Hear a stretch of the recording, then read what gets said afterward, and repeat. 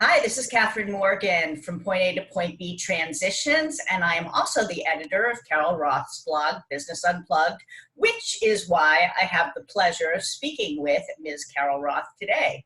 Hello, Catherine. How are you? I'm doing well.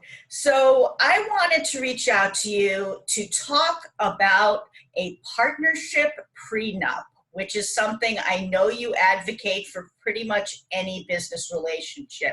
What exactly is one? So obviously you want to date somebody before you get married, and before you get married, you want to be really clear what you're bringing into the marriage and what you get out of the marriage if things happen to go south. And the easiest time to do that is while you are still in love and not fighting and talking about divorce. So you want to do this up front. And I want to break it down into a way that you can just really easily remember it.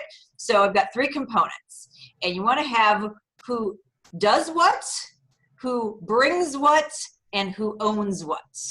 So brings, owns, and does. So let's start with bring. So what are you bringing into the partnership? And it could be just your experience. It could be capital. It could be an email list. It could be your location. There are so many different things that each component and each person who's involved contributes. And you want to be really clear up front on the expectations of who is bringing what into that partnership. That's the first place right off the bat where things go wrong.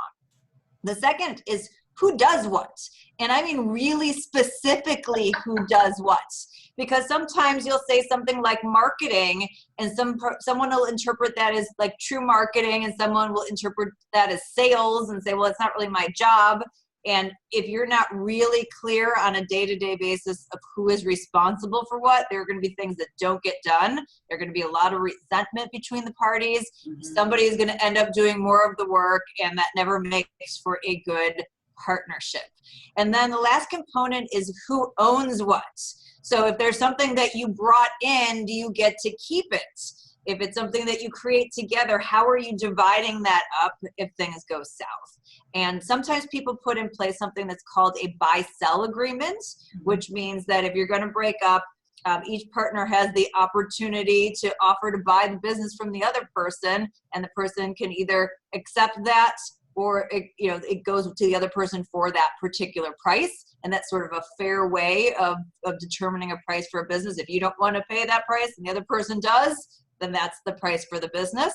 So talk to your lawyer about a buy-sell, but even if you don't do a buy-sell, which you should know who owns what. If you're bringing in that email list that we talked about in the beginning to the business, or methodology, or intellectual property, or trademarks, or patents, or things that you created prior to going into that relationship. Is that what you're talking about?